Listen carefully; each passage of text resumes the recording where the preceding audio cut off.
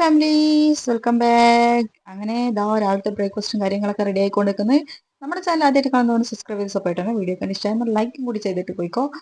നേരത്തെ നമ്മുടെ ചപ്പാത്തി റൗണ്ട് കിട്ടാത്തത് കൊണ്ട് തന്നെ എന്തെങ്കിലും റൗണ്ടിൽ എടുക്കാന്ന് വെച്ചിട്ടാട്ടോ ഇത്രയും കഷ്ടപ്പെട്ട് ഞാൻ ആക്കിയത്. പക്ഷെ ഒരു രക്ഷയില്ല. നമ്മൾ പിന്നെയും കൈമന്ന് എടുക്കുമ്പോഴത്തേക്ക് അത് ഏത് ഷേപ്പിലാണ് വരുന്നത് നിങ്ങൾ തന്നെ നോക്കിയേ.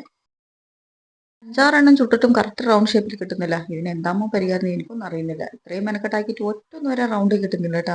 ഇടയ്ക്ക് അങ്ങോട്ടും ഇങ്ങോട്ടൊക്കെ വളഞ്ഞു കിട്ടുന്നത് സാരമില്ല. ഏതായാലും ഇന്നലത്തെ കാട്ടിലും കുറച്ച് ഷേപ്പ് ഉണ്ടെന്ന് പ്രതീക്ഷിക്കാം. ഇടുമ്പോൾ ഇതൊരു കുറച്ച് റൗണ്ടിൽ തന്നെ കിട്ടിയിട്ടുണ്ട് കേട്ടോ. അങ്ങനെ എന്താ അടുപ്പത്ത് ഇത് കത്തിക്കരിഞ്ഞ് കിടക്കുന്നതെന്ന് ചോദിച്ചാൽ ഇടയ്ക്കൊന്ന് തീ കൂടിപ്പോയതാണ്. എന്നോട് പോലും അനുവാദം ചോദിക്കണ്ടില്ല. തീ ഒന്ന് വെളിച്ചെണ്ണക്കത്ത് ഒന്ന് വെച്ചിട്ട് പോയതാണ്.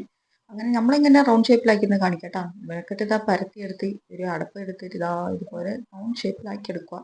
ഇതിൻ്റെയൊക്കെ ആവശ്യം ഉണ്ടോയെന്ന് ചോദിച്ചാൽ ഇന്നത്തെ അപ്പം കാണാമല്ലോ ഏത് ഷേപ്പിലുണ്ടായിരുന്നു. ഇതെങ്കിലും ഷേപ്പിൽ കിട്ടിട്ട് എന്ന് വെച്ചിട്ടാണ് എപ്പോഴും പോലെ ഇന്നലത്തെ കറി ചൂടാക്കി എടുക്കുന്നത് ഗൈസ്. അങ്ങനെ ഇതാ നത്തലിൻ്റെ കറി. നത്തലിൻ്റെ സീസൺ തരുന്നവരെ നമ്മുടെ പാക്കി നത്തലിൻ്റെ കറി മാത്രമേ ഉണ്ടാവും തോന്നുന്നു. എൻ്റെ ഒക്കെ ഈ മേടിക്കുമ്പോൾ ഈ മീൻ മാത്രമേ കണ്ണിൽ കാണുന്നു. വേറെ ഒന്നും മീൻ കാണുന്നില്ലാന്ന് തോന്നുന്നത്. എല്ലാ ദിവസവും ഈ നത്തല കൊണ്ടുവരുന്നു. പറഞ്ഞിട്ട് കാര്യമില്ല. പൊരിച്ച വെമ്പ ടേസ്റ്റ് അല്ലേ. പിന്നെ കറി വയ്ക്കാനൊന്നും ഇല്ലാത്തതുകൊണ്ട് പിന്നെ നത്തല തന്നെ എടുത്തിട്ട് കറി വയ്ക്കും. അങ്ങനെ ഇതാ രാവിലത്തെ ബ്രേക്ക്ഫാസ്റ്റും കാര്യങ്ങളൊക്കെ കഴിക്കാൻ തുടങ്ങി. ഇതൊന്ന് കഴിച്ചിട്ട് വേണം കേട്ടോ അടുത്ത യുദ്ധം തുടങ്ങാൻ വേണ്ടിയിട്ട്. എന്നാലല്ലേ നമ്മുടെ ക്ലീനിങ് പ്രോസസ്സ്. രാവിലെ ബ്രേക്ക്ഫാസ്റ്റ് ആക്കണമെങ്കിൽ റിസ്വാൻ്റെ കയ്യിൽ ഇതൊക്കെ കൊടുത്തേ പറ്റൂ. ഗേറ്റിൻ്റെ അപ്പുറം റിസ്വാനും ഗേറ്റിൻ്റെ ഇപ്പുറം ഞാനും. അങ്ങനെ ക്ലീനിങ് പരിപാടിയൊക്കെ തുടങ്ങിയിട്ടുണ്ട്.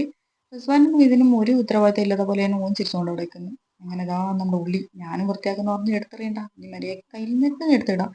അങ്ങനെ അവിടെ ഇവിടെ ഉള്ളിയൊക്കെ പൊറുക്കിയെടുത്ത് വെച്ചിരിക്കുന്നു ഗായ്സ്. ഓരോ ദിവസവും ഇതന്നെയാണ് അവസ്ഥ. അങ്ങനെ കുറേ കഴിയുമ്പോഴത്തേക്ക് റിസ്വാനും ക്ലീനിങ് പ്രോസസ്സിൽ തുടങ്ങിയിട്ടുണ്ട്. ഉമ്മ പണിയെടുക്കുമ്പോൾ കൂടെ സഹായിക്കുന്നത്. ഇടയ്ക്ക് ഒരു പണി ഇരട്ടി പണിയാക്കി തരും. പിന്നെ ഇന്നലെ ഇക്ക കൊണ്ടുവന്ന് കുറച്ച് പുളി ഉണ്ടായിരുന്നു. എല്ലാം അടുപ്പിൻ്റെ വീട്ടിൽ എടുത്ത് വെച്ച് രാവിലത്തെ പണിയൊക്കെ തീർന്ന് അടുപ്പ് വെറുതെ വെക്കുന്നത്. ഇന്ന് വിറക് വെക്കേണ്ട പുളിയൊന്നും ഉണക്കി വെക്കാന്ന് വെച്ചിട്ടാണ്. അങ്ങനെ ഇതാ നമ്മുടെ അടുത്ത പരീക്ഷണം. പുറത്ത് നല്ല മഴയാട്ടോ. എന്തെങ്കിലും കഴിക്കണ്ടേ. അങ്ങനെ കുറച്ച് കട്ടനും ആക്കി. ഇത് നമ്മുടെ ഗോതമ്പ് പൊടി ബാക്കിയുള്ളത് കൊണ്ടിട്ട് ഒരു അപ്പ് ആക്കിയിട്ടാ. കുറച്ച് തേങ്ങയും എല്ലാം കൊത്തിയിട്ട് പഞ്ചസാര ഇട്ടിട്ട് ശർക്കര ആണെങ്കിൽ കുറച്ചും കൂടി നല്ലതായിരിക്കും. ശർക്കര ഇല്ലാത്ത കൊണ്ടും ഇതാക്കാം. പക്ഷെ റിസ്വാൻ്റെ നോട്ടം കണ്ടേ തിന്നില്ലാട്ടോ പേടിച്ചോടുന്നു. പിന്നെ ആള് ബുദ്ധിമാനായതുകൊണ്ട് ആദ്യം ഞാൻ കഴിച്ചാലേ ഓൻ കഴിക്കൂ കേട്ടോ. ഇപ്പൊ കണ്ടേ ഓൻ തിന്നുവേ. പിന്നെ ഇന്നത്തെ വിശേഷം ഇതൊക്കെയാണ്. എന്നാൽ ഞാൻ ഇതും കഴിച്ചിട്ട് ഒരു കട്ടനൊക്കെ കുടിച്ചിട്ട് അങ്ങ് മഴ ആസ്വദിക്കട്ടെ. ഇന്നത്തെ വീഡിയോ എല്ലാവർക്കും ഇഷ്ടമായി ഒന്ന് ലൈക്ക് ചെയ്യുക, ഷെയർ ചെയ്യുക, കമൻറ്റ് ചെയ്യുക. മറക്കാമെന്ന് ഒന്ന് സബ്സ്ക്രൈബ് ചെയ്ത് സപ്പോർട്ട് ചെയ്യണേ.